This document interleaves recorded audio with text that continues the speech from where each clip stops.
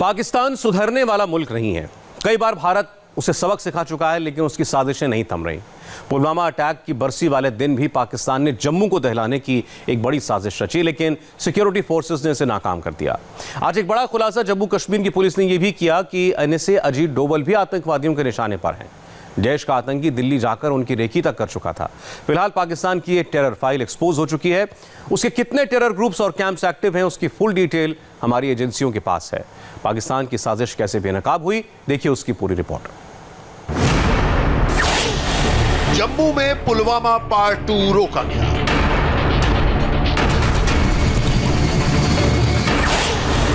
पुलवामा की दूसरी बरसी पर बड़ी साजिश नाकाम। जनरल इंटेलिजेंस इनपुट्स थी कि पुलवामा ब्लास्ट की जो एनिवर्सरी है उसके मौके पे टेरर ग्रुप्स एक और बड़ा धमाका करना चाह रहे थे। पाकिस्तान के कितने टेरर नेटवर्क, कितने कैंप एक्टिव, तो उसको पाकिस्तान से अल बदर तंजीम के हुक्मरान के जरिए मैसेज आया था। अजीत डोवल से क्यों डरता है पाकिस्तान? ये बंदा दिल्ली भी जाता है और दिल्ली में जाकर के हमारे NSA साहब अजीत डोवल साहब के जो जहां पर ऑफिस है उन एरिया की रैकी करता है, फिल्म बनाता है। क्या पाकिस्तान एक और सर्जिकल स्ट्राइक से मानेगा? नरेंद्र मोदी पाकिस्तान पर आ रहा है। आज नहीं, एक हफ्ते बाद, एक महीने बाद, 6 महीने बाद, साल बाद। ये मुमकिन नहीं है कि वो ना आए। जिस वक्त पूरा देश पुलवामा हमले के शहीद जवानों को याद कर रहा था, उन्हें श्रद्धांजलि दे रहा था, ठीक उसी वक्त सरहद पार बैठे आतंकी पुलवामा अटैक की दूसरी बरसी पर हिंदुस्तान को एक बड़ा जख्म देने की साजिश रच रहे थे।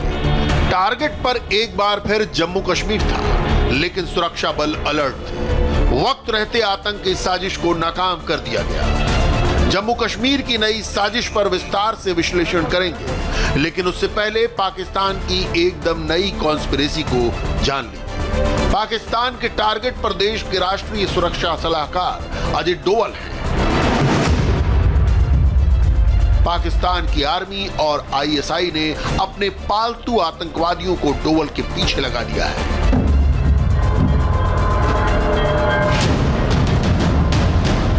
ये सनसनीखेज खुलासा जम्मू कश्मीर पुलिस ने किया है। इस आतंकी को जो पाकिस्तान में हैंडल करने वाला आदमी है, जिसको अलियास डॉक्टर के नाम से जानते हैं, उसके कहने पर ये बंदा दिल्ली भी जाता है और दिल्ली में जाकर के हमारे NSA साहब अजीत डोवल साहब के जो जहां पर ऑफिस है उन एरिया की रैकी करता है, फिल्म बनाता है और वो फिल्म बना के पाकिस्तान अपने हैंडलर को भेज। हाल ही में 2 बड़े आतंकी गिरफ्तार किए गए हैं।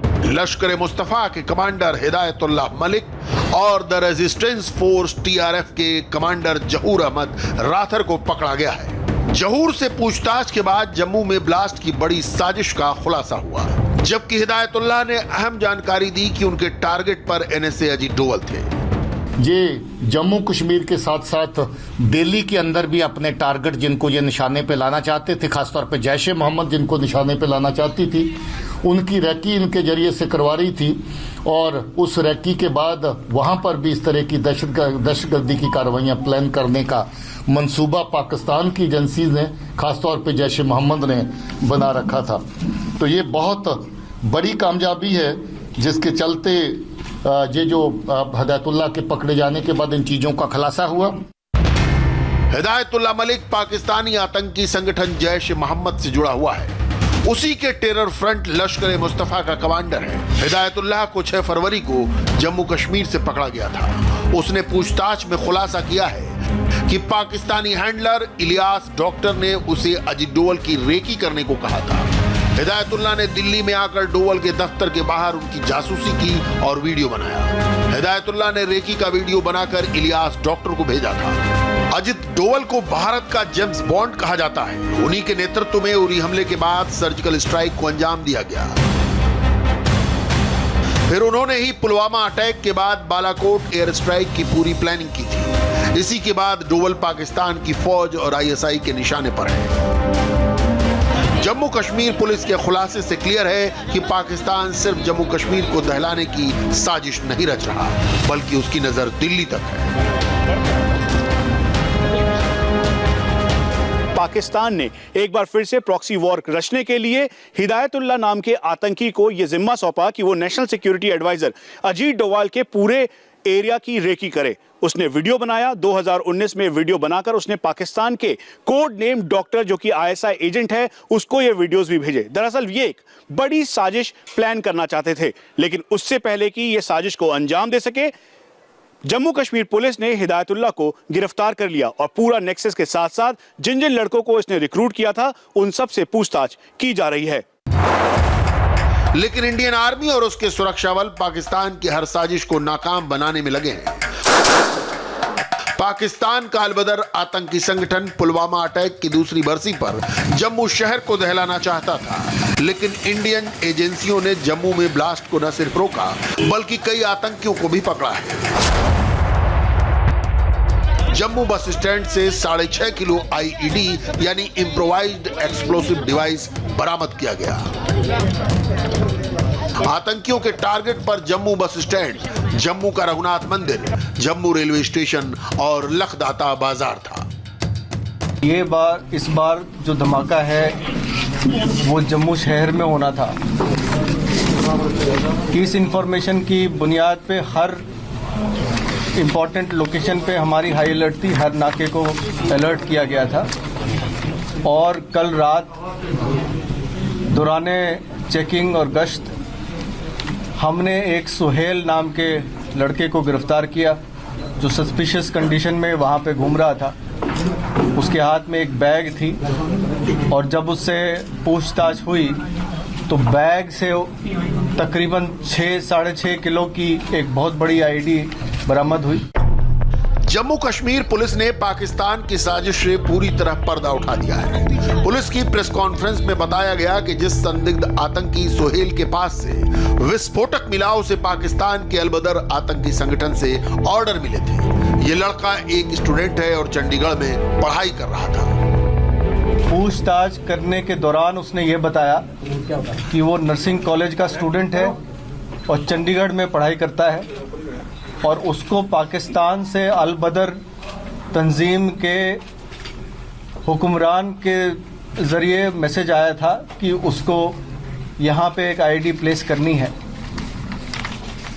और वो इस IED को उसने 3-4 टारगेट्स दिए थे प्लेस करने के लिए, जिसमें रघुनाथ मंदिर, बस स्टैंड, रेलवे स्टेशन और लखदाता बाजार जो ज्वेलर्स की शॉप्स है जहाँ पे, उनमें से किसी एक लोकेशन पे उसने IED रखना था।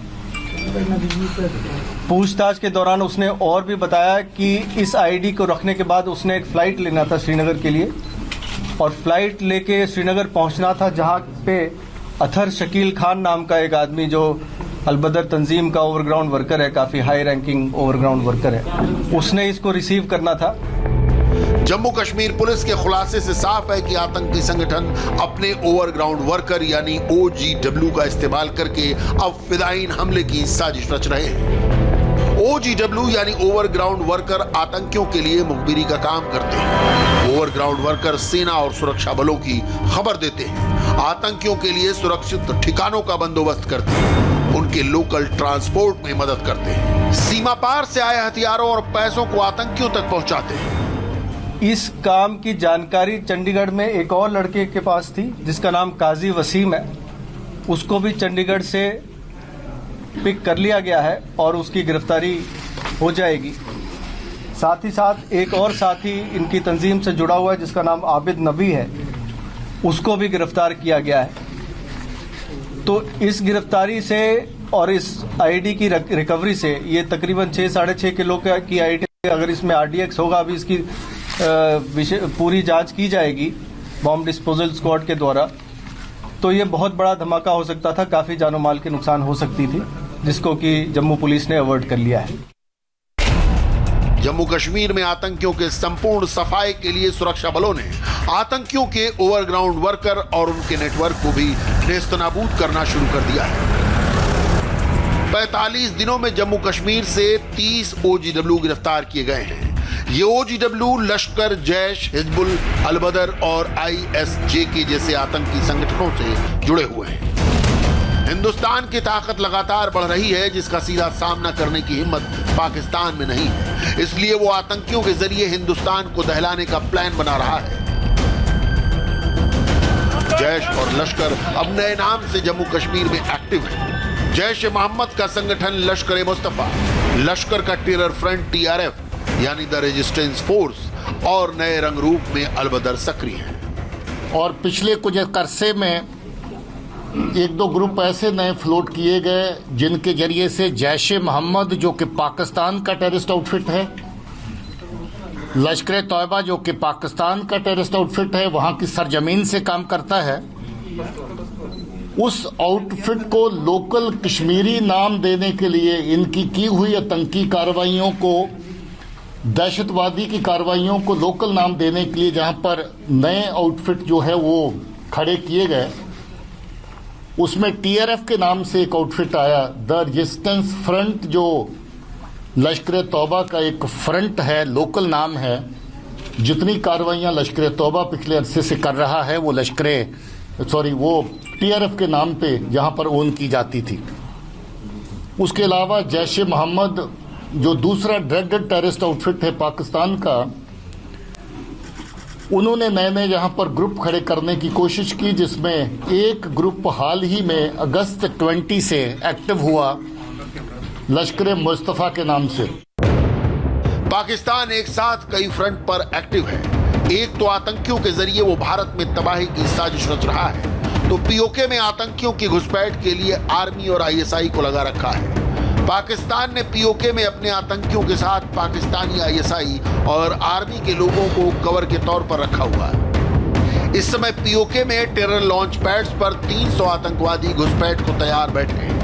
POK में मुजफ्फराबाद, मीरपुर से घट्टीपारा तक 42 टेरर लॉन्च पैड एक्टिव हैं। इस समय लाइन ऑफ कंट्रोल के दूसरी तरफ पाकिस्तान ऑक्यूपाइड कश्मीर में कुल मिला के 28 टेरर कैंप और लॉन्चिंग पैड है। यहां पर पाकिस्तानी आतंकियों के साथ पाकिस्तानी आर्मी लगातार इनको घुसपैठ करवाने की कोशिश कर रही है। हम आपको यह भी बता दें कि दरअसल इन दिनों पाकिस्तानी आतंकी पाकिस्तानी आर्मी की ड्रेस पहनकर लाइन ऑफ कंट्रोल के बेहद करीब पहुंचे हुए हैं, ताकि सीज फायर वायलेशन की आड़ में वो घुसपैठ कर सके। सबसे ऊपर चेलाबंडी से लेकर दूधनियाल, गढ़ी हबीबुल्ला, अब्दुल बिन मसूद, उसके बाद आलियाबाद, यही नहीं बल्कि नीचे की तरफ निक्याल, जंदरूद, खुरेटा, ये वो लॉन्च पैड्स हैं जिनका पूरी तरीके से कंट्रोल करने के लिए 2 अल्फा 3 कंट्रोल रूम से लगातार आतंकियों के ऊपर नजर रखी जा रही है और पाकिस्तानी सरपरस्त आतंकी इनको डायरेक्शंस दे रहे हैं ताकि ये अंधेरे और साथ में मौसम का फायदा उठाते हुए घुसपैठ कर सके। पाकिस्तान भारत की ताकत जानता है, लेकिन फिर भी वो साजिशें रच रहा है। वहां के डिफेंस एक्सपर्ट्स को सुनेंगे तो समझ जाएंगे कि पाकिस्तान में भारत को लेकर कितना खौफ फैला हुआ है। पाकिस्तान एक एटमी ताकत है और हम क्लेम करते हैं कि अल्लाह ताला ने पाकिस्तान को इसलिए बनाया कि लिया जाएगा तुझसे काम दुनिया की इमामत का। लेकिन अगर आज पाकिस्तान ने कोई गैरत, कोई शर्म, कोई हया सीखनी है तो अजरबैजान से सीखे। उसका भी इसी तरह का एक मसला था, 30 साल से चला आ रहा था। वो भी अक़वाम मुत्तहिदा के पास जाया करते थे, वो भी पूरी दुनिया से कहते थे कि हमारा मसला हल करा दो निगोरो काराबाख का। लेकिन जब उन्होंने ये देखा कि पूरी दुनिया किसी सूरत में भी उनकी मदद नहीं करेगी, पूरी दुनिया जालिम का साथ देगी, तो उन्होंने फिर तलवार निकाली और जाके अपना मामला तय कर लिया। 3 हफ्ते में अपना इलाका वापस लेकर पूरा वो इलाका आजाद करा के अपने वजूद में शामिल कर लिया। 70 साल हो चुके हैं, 3 नस्लें गुजर चुकी हैं। पाकिस्तान के हुक्मरान अगर ये समझते हैं कि अक़वाम मुत्तहिदा वहां पर उनको कोई इंसाफ या कश्मीर दिला देगा पाकिस्तान का हिस्सा, तो इनसे बड़ा अहमक और जाहिल कायनात में कोई नहीं। ये लोग न सिर्फ अहमक और जाहिल हैं बल्कि बेशरम और बेगैरत भी हैं। साफ बात कहूंगा, पाकिस्तान कश्मीर लेगा या पाकिस्तान आजाद कश्मीर दुश्मन के पास जाएगा, इसका फैसला इमरान की हुकूमत में होगा। और जो इनके तेवर हैं, जो इनके हालात हैं, जो इनकी सूरत हाल है, जिस तरह की पैसिफिज्म है, जिस तरह का डिफेंसिव खौफजदा एटीट्यूड है इनका, मुझे खौफ है अल्लाह ना करे हम मुजफ्फराबाद हाथ के ना धो बैठे। पाकिस्तान में हमारी कोई भरपूर अगर आप कहें कि कोई जबरदस्त किस्म की कोई नेशनल सिक्योरिटी स्ट्रेटेजी है, तो कभी कभी शायद लगता है कि हो, शायद लगता है कि ना हो। हम अपने मेरी टाइम पे इतनी तवज्जो नहीं दे रहे। हमारा जितना बजट होना चाहिए डिफेंस का उतना नहीं है।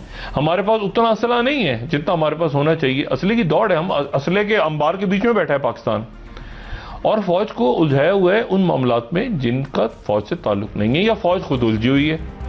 पाकिस्तान में इस समय पॉलिटिकल क्राइसिस है। इमरान खान के खिलाफ अवाम और अपोजिशन का बड़ा आंदोलन चल रहा है। इमरान कुर्सी बचाने के लिए फौज की मदद से लोगों का ध्यान भटकाने के लिए भी भारत में तबाही की साजिशें रच रहे हैं।